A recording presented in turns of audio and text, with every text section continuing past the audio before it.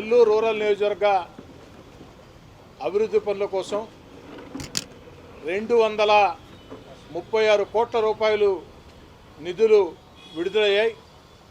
టెండర్లు కూడా పూర్తయినాయి. అతి త్వరలో అభివృద్ధి పనుల జాతరని నెల్లూరు రూరల్ నియోజకవర్గంలో కొనసాగిస్తామని ప్రకటిస్తూ ఉన్నాం. నెల్లూరు రూరల్ నియోజకవర్గంలో అభివృద్ధి పనుల కోసం ఏదైతే విలీన గ్రామాల్లో తాగునీటి సమస్య లేకుండా చేసేదానికి 200 కిలోమీటర్లు తాగునీటి పైప్ లైన్లు ఏర్పాట్లు, అదేవిధంగా నెల్లూరు రూరల్ నియోజకవర్గంలో 41వ డివిజన్ పరమేశ్వర నగర్లో ఒక వాటర్ ట్యాంక్, 30వ డివిజన్లో వైఎస్ఆర్ నగర్లో ఒక వాటర్ ట్యాంక్, 31వ డివిజన్ అంబాపురం అకచెరువుపాడులో వాటర్ ట్యాంకుల నిర్మాణం, వీటితో పాటు 200 కిలోమీటర్లు తాగునీటి పైప్ లైన్లు. దీనికోసం 125 కోట్లు అక్షరాల ఖర్చు చేయడం జరుగుతుంది.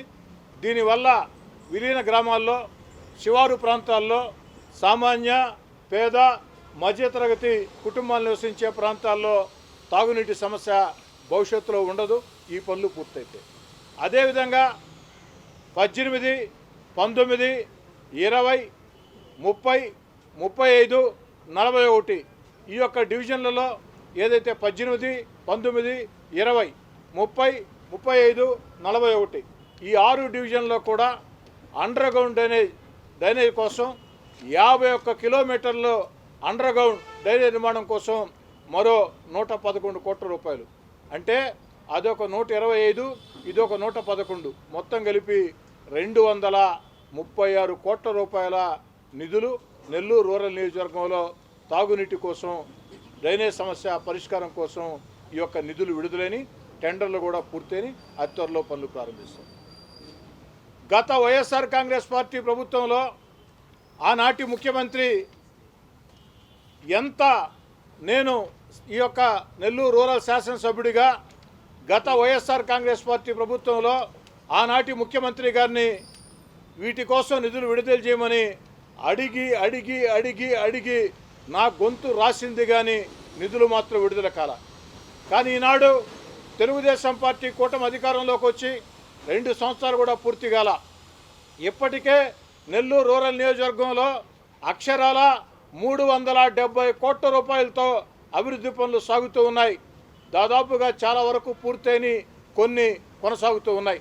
370 కోట్లు చంద్రబాబు నాయుడు గారు ముఖ్యమంత్రిగా తెలుగుదేశం పార్టీ కూటమి అధికారంలోకి వచ్చిన తర్వాత నెల్లూరు రూరల్ నియోజకవర్గంలో వివిధ శాఖల కింద అక్షరాల 370 కోట్ల రూపాయలు.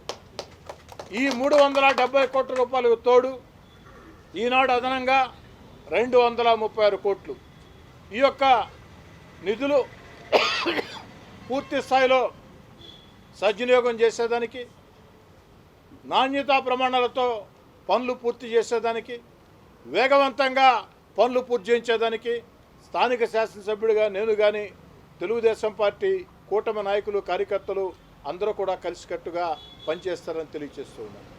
ఇప్పటికే నెల్లూరు రూరల్ నియోజకవర్గంలో మీకు అందరూ కూడా తెలుసు అభివృద్ధి ఎంత వేగవంతంగా సాగుతుందో.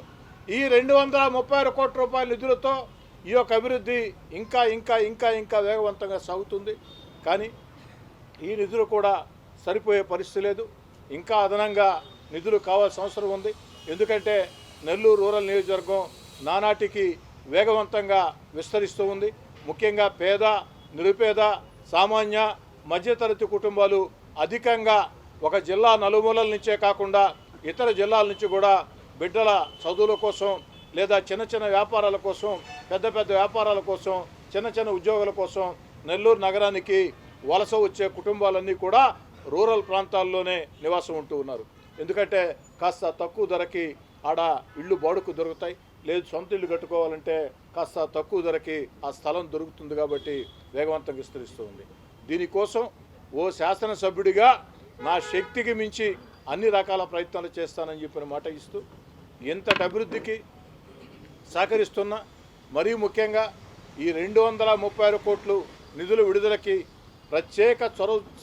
ప్రత్యేక శ్రద్ధ తీసుకుని నిధులు విడుదల చేసిన గౌరవ ముఖ్యమంత్రి నారా చంద్రబాబు నాయుడు గారికి, మున్సిపల్ శాఖ మంత్రి పొంగూరు నారాయణ గారికి, నెల్లూరు రూరల్ నియోజకవర్గ ప్రజల పక్షాన ప్రత్యేకంగా ధన్యవాదాలు.